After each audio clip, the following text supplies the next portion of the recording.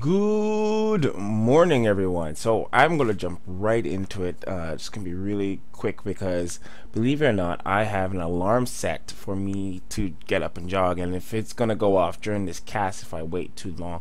So first of all, it's what is it, 5:27 in the morning, and it's gonna be a really early cast. Just because I've committed myself to making sure that I keep doing these casts on a regular, and today it looks like it's gonna be an incredibly busy day for me, and if I don't do this cast now, I'm gonna not do it today because I'm gonna be way too tired, and that is gonna be pretty lame. I really don't want to skip out on doing the cast. I have to make it do a regular thing, make it a habit, just like brushing your teeth. Cast every day, and I'm really committed to that. So let's jump right into this. This is gonna be a game against Zaros and DarkBlaze. Ooh, a Newton City. Oh my gosh, too tired. No, but not tired enough not to do this cast. I can do it. It's like jogging. Oh, I can do it. I can do it. All right, so let's start it off. In the top left-hand corner, we got DarkBlaze playing as the red Protoss, and my buddy Zaros playing here blue Protoss. I mean blue Zerg. Oh my gosh, it's already going to be one of those days. I can already feel it. It's gonna be one of those times. Now I don't even know if we're lagging a bit. It looks a little choppy on my end. I'm gonna have to really look into it. I tried something new by changing my processors and balancing it, but regardless, not the worst thing in the world. Starting off early. I'm actually surprised. Zaros, normally I've watched him play Protoss more, so this is gonna be very interesting watching him playing Zerg and seeing how that changes it up. I've never really seen Zaros. Oh, throwing down the spawning pool down at 9, the 9 pool. Let's see if Zaros no gas at all, so he might look like to rush a Protoss. Looks like Zaros is gonna slap a probe tonight. Let's see what happens. Setting off that Overlord, little Overlord here. He's all happy, thinking he's gonna go catch. Oh, are they gonna see each other? I don't think they saw each other. Pretty sure they didn't. Looks like he's gonna get off scot-free. Go, my Overlord, go! Oh, here we go. So Probe sees what Zaros is doing. Is he gonna find the spawning pool as it comes out? Just comes out, gets a spawning pool, and little Probe says, "I see what you're doing." Will we see a reaction here? Throws down the gas. One gateway, one gas. We're gonna see if we throw out a mothership as protection. He's kind of boosting those probes. I don't know if our buddy here is gonna be worried about a rush. You definitely know there's no guarding of his at his ramp here. So for him to nope, no mothership core. Obviously, we're gonna see cybernetic. Yeah, okay. So here we go. So cybernetic. Might rush for that. Oh, here comes these Zerglings. This may actually be a really quick game, but never mind. I see it goes to 30 minutes, so I'm going to cheat and believe that this rush may not do so well, but we'll see how it works out. These little 6 Zerglings coming up for the party. Let's watch how he handles it. This man here, DarkBlaze, throws out the first Zealot. Zealot's already, just as they arrive. Probe's unaware of the, this is the Zerglings coming. Oh, they get trapped. Loses 1, 2. Oh, my camera just went all over the place. This is what happens when... And he was able to repel that. Zaros' early rush, unfortunately, leaving these 2 Zerglings unaware. Oh, you know what? Good thing this is a practice cast. I just got reminded to use my tabs. Oh, there's some some bad manners already coming out here. Oh,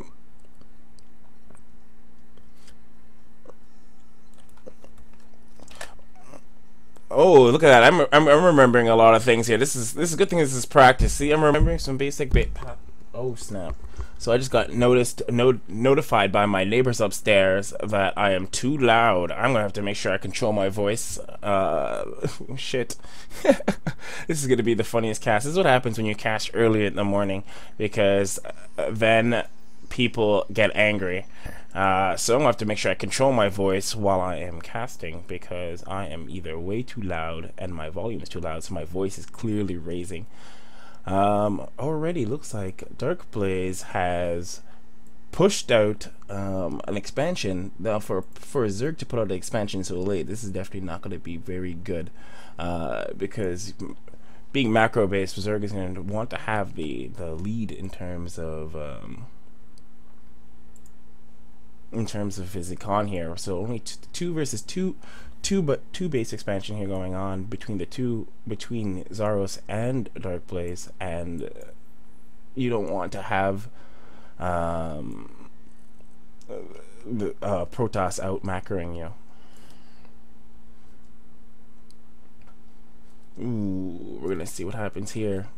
Queen is putting herself in position. Ooh, 2 queens, 18 zerglings, setting himself a nice little strong setup here. The double forge means he's probably gonna push out some heavy upgrades, some 1-1 upgrades to start, as well as slow down some cannons to keep himself. Oh, this is interesting. So right now, DarkBlaze is calling out Zaros on what he's going to be doing. I'll see how he's gonna react. Is Zaros gonna throw out mutas? Actually, was he actually going in that direction? So Zaros actually hasn't really upgraded his hatchery, so mutas doesn't look like it's in the cards. Instead, Zaros is putting out a Banelast, still going for his Zerglings.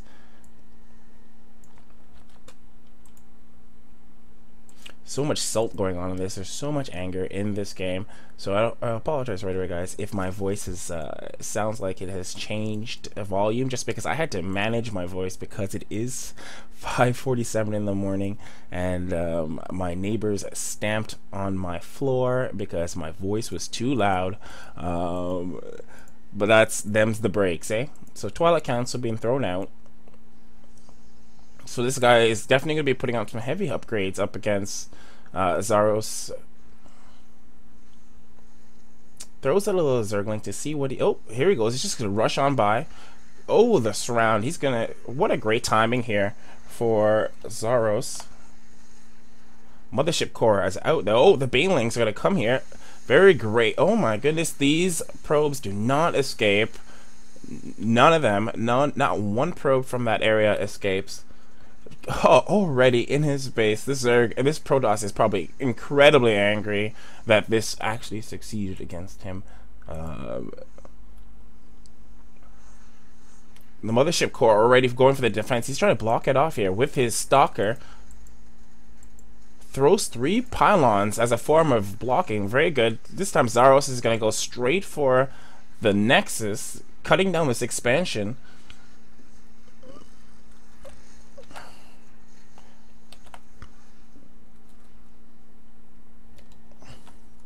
Looks like he got down to, oh my goodness, 12 workers are down for the count. We got the units killed. Even though Zaros looks like he, even though DarkBlaze came out on top in terms of the units killed, definitely Zaros did a heavier blow by just damaging the econ. It's not looking... Yeah, you can see right now, like, Zaros now is going to be pushing that econ level here. Now he's up ahead. This is where probably what Zerg wants to be up 1 on his Protoss opponent by having an expansion on the ready. Now Zaros is going to be probably a little bit more comfortable to do that. Oh, so yeah, so he was definitely more comfortable there to upgrade to his lair now that he feels that he has the economy advantage. Very great attack. It was such great timing on his part, deciding that he wasn't sending up a little Zergling to make sure that his opponent, see what his opponent was doing, so okay, I can take that, and then he runs in and just starts hammering at it. Right? DarkBlaze now not going to counterattack. He's going to play the defensive. With his Mothership Core, though, he may have wanted to throw down the Photon Overcharge onto that Nexus, but he didn't. Instead, he used his Mothership to attack only and not using her abilities, which I think it played to his disadvantage. So now Zaros definitely going to be leading the tech tech race here, because his opponent now is going to be focusing a lot of his resources and trying to keep himself, trying to get himself back into the game in terms against Zaros. Zaros may want to take a third. Oh, just as I said, that's exactly what Zaros is going to be doing. He's going to take a third, sitting at 92 supply, going up to 80 supply. He's leading this pack here. Throws his, okay, so he sends a little Zergling again to check what his opponent has, seeing if he can take it. Is this going to be the first +1? Yeah, first +1. +1 upgrades. This is what he had in mind in the first place when he threw down the 2 forges, but unfortunately he went too heavy onto his econ and not enough on so Templars. Yes, I must have definitely missed the Templar Archive. I'm just gonna have to become a better observer because I missed the Templar Archive. Throwing out the Storm. Now he's going very defensive here because he's going to be using the Storm in a defensive mode until his, I guess he's going to wait till his upgrades to before he decides to go, because it doesn't look like his any tech tree, any particular area is going to his tech tree. Oh, here we go. So the Dark Templar, he doesn't want his opponent to see this because it's going to have to be a surprise. Opening up the back door here, probably looking to take this area of expansion, but Zaros is already predicted. See, this is the best thing for Zaros. Zaros is one step ahead of his opponent by sitting here at his third, waiting for him to know when he comes to take it. This little Zergling is nothing but a bait, in the sense that the poor thing is just waiting to say, tell his friends that, oh, by the way, here he comes. Already just making himself at home. DarkBlaze is going to be trying to, I guess, push down the rock so he can have his, oh, so here he goes. Doesn't go and take the third. I guess he always presumes that he can just send up a probe and automatically, oh, +1/+1 is going to be finished. And Zaros, what's going on in Zaros' base? Just like he said, it's funny, here he goes. So his Spire is coming up, and he actually is going to be going muted. So it's kind of ironic, the fact that his opponent had called him out on the mutas, telling him that mutas is what he's going to be going because he's bad, and because he's bad, he's let's see how well this works. Let's see. So the mutas are already set off. It looks like the little Zergling at our third was killed. That means Zaros knows that his opponent is going to want to take a third soon. Zaros is going to either want to take this timing to take a fourth. Is that what we got here? So yeah, even a fourth. Now Zaros is heavily pushing down this econ right now. His macro is going to go through the roof. His opponent, with a very little army of Dark Templars, is probably going to try to snipe off Zaros' fourth. Don't think there's any detection on Zaros', and nope, I don't see any detection at all. No evolution chamber. That means there's no spore crawler that's going to be happening anytime soon. 4 Dark Templars, which means if I was him, he's going to try to snipe this lair with these 4 Dark Templars. So, yep, he's going to try to snipe the lair, and he may succeed.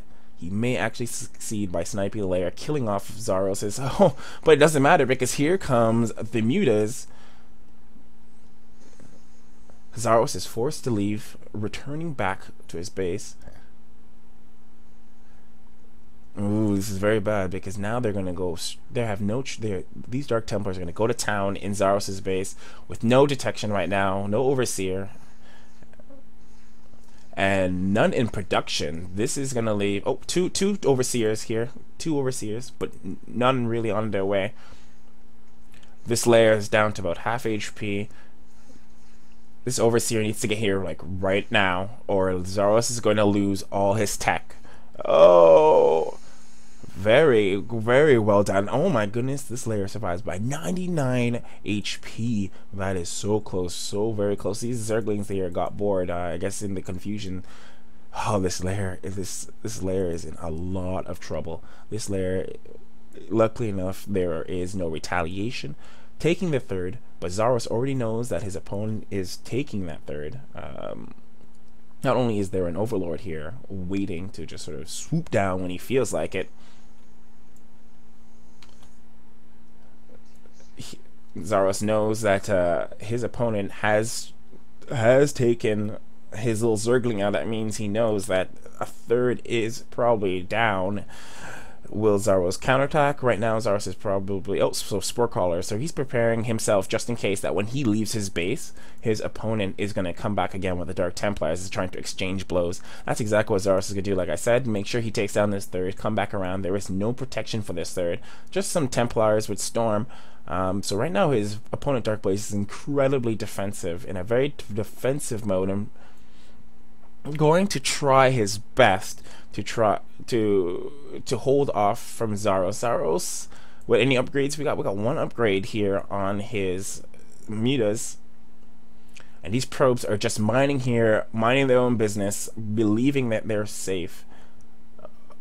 Archon, so this is going to be actually very problematic. This is a great counter for the mutas.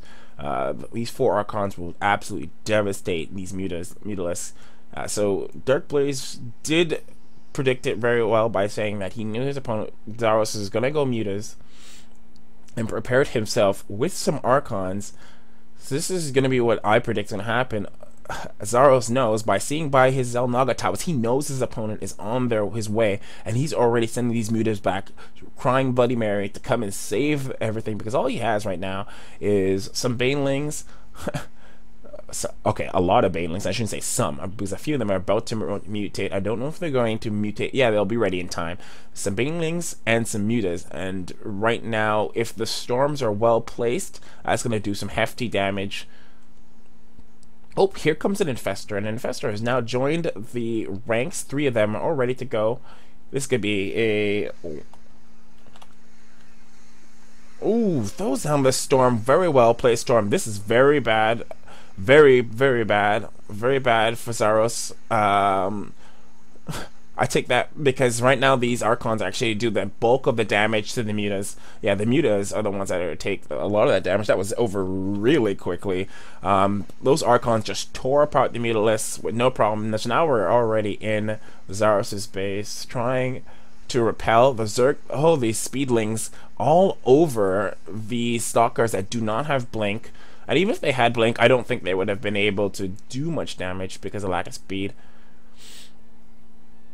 The Zerglings. So right now, Zaros definitely came out on top on that one. Let's take a look at that. So yep, definitely looks like down to 4 to 59. This is definitely not looking very favorable in terms of army compositions for Zaros versus Blaze here. Zaros holding up. Oh, there goes my phone, telling me that it's almost time for me to go a jog. Yep, my phone ringtone is definitely Jarvan from League of Legends.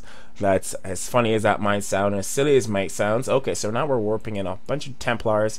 He's definitely putting a heavy Archon composition here because he feels that that's what he's going to need to go against Zaros. Zaros definitely leading the units killed. But what about army supplies? Army composition 20 to 59, not looking very favorable. He's giving his opponent some time.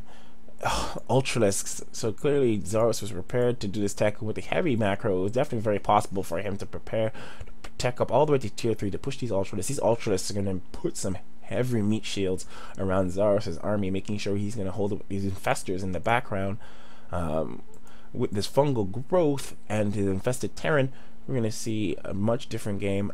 Right now, I don't know if Zaros has anything planned in terms of doing some drops. Most likely not seeing anything that leads towards that opposition. Looks like he's probably going to go and run straight into this defense that was pretty formidable because these Archons have a great high ground. Definitely have a great high ground, and if Zaros runs into that, these Ultras are going to get stuck right here in this position. Obviously here he's going to want to go to this back where these rocks are, these destructible rocks are probably his best bet. This is why actually DarkBlaze is waiting here, anticipating that Zaros will come to this area, and if he goes to these rocks will give him a little bit of a buffer before Zaros gets into it. Ooh, this is going to be cute. These little Vipers here, I personally haven't really watched them too much into action, so I'm going to be curious to see how this is going to work. Maybe, you know, using them to just sort of pull in. He's going to have those, you know what it reminds me of? Defilers, and I'm sure that's what they were modeled off of. The more of like a, you know, a StarCraft 2 version of Defilers. I think that's really cool. I really Defilers is my favorite Zerg unit, only probably because they could eat the other Zerg units. I don't know why that appeals to me. That's probably a sick part of my nature, but that's irrelevant. So these Vipers are out now, consuming the energy. Taking HP from these buildings. This is gonna be very fascinating. I'm curious to see how this is gonna play out. Both players just sort of chilling right now, figuring out what they're gonna do. So now DarkBlaze has pushed back his army up to 82, deciding that he's actually take down this rock, and he's got his Colossus.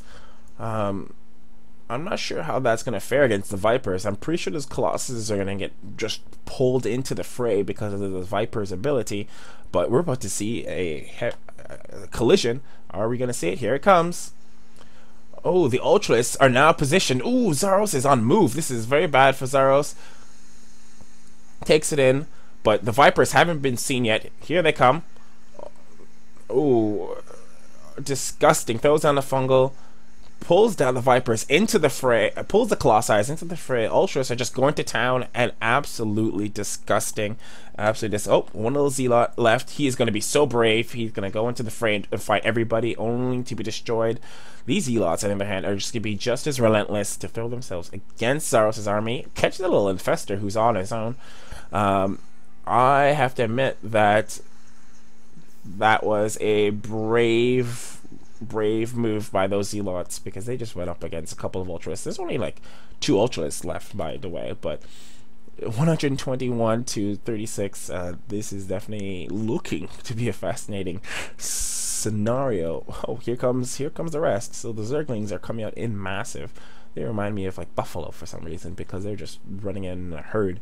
Are they going to pour in? Are they going to go? The Colossi here are going to be waiting at the high ground to try to protect what's left of the base, but those Viper are gonna just say, I'm not having none of your shenanigans.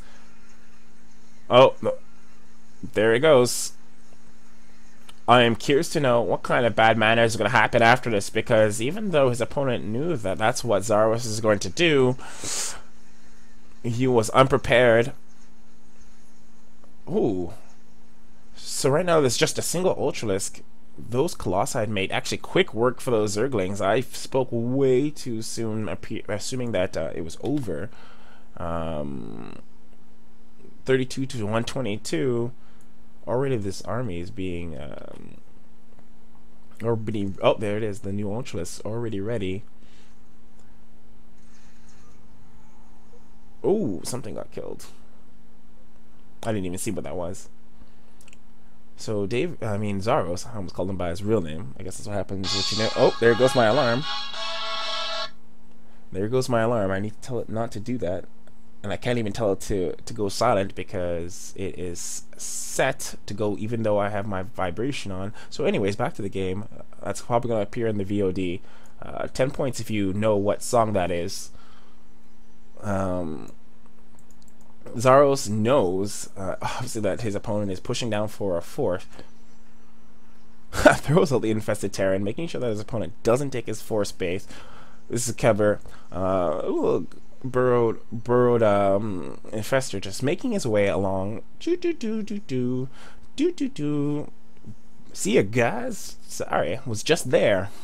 This is gonna be a waste of his army to come and attack these infested Terran. So obviously I wouldn't advise it, but here he goes. Anyways, these infested Terran are going to die. Oh, they're like, peace. We're out of energy. No need. But this works because if DarkBlaze's army is actually kept away from his base, this is very bad, because now DarkBlaze's army is kept away from his positioning of his defense high ground, and now they are trapped in this little valley, and they have to compete. They have to fight Zaros here in this chasm. This is the last stand. Oh my goodness! And these Ultralists are just tearing through it. This is it. This is looks like GG. Oh, that was just a massacre. Just incredible. So OP. I have to say, that was hilarious. This chasm definitely, I think, was the bad this was, I feel like the chasm was the bad spot. Definitely no advantage for DarkBlaze in any way, shape, or form to be in that chasm at all. It definitely not the best place to be. So I'm actually very happy that I got to cast. I felt like much more comfortable. I still got to sort of get my hands properly on all the different hotkeys and moving them around. It was really. And then my neighbor stamping on my floor. This is definitely going to be the weirdest cast. I hope I don't make eye contact when I leave my room to do my jog, because that's gonna be really awkward, because I'm gonna be like, sorry bro, I was casting, and he's gonna be like, what the fuck? So you know, it's one of those things. I guess I didn't really realize my voice was so loud. So kudos to Zaros there. I definitely thought that he was in a lot of trouble because he had his economy so much behind against his Protoss, but he did that right attack with all those Zerglings, making sure he pushed himself to have his macro higher, ending it off at 4 bases. To his opponent's 3, barely getting that 4th out. Well played, because as soon as his opponent moved out of his defensive position, that was probably GG, because he no longer had the high ground offense with his Colossi. Even though the Vipers were kind of sniping, Zaros wasn't really sniping very well. Like, he sniped here and there. So thank you very much, guys, for joining me for this 6 in the morning cast. I'm actually right on time, because this is exactly when I start to go do my jog at 6 in the morning. One day maybe I'll cast while jogging. That'll be very fascinating. Maybe make a jog cast. That'd be really cool. And I greatly thank you guys for sticking through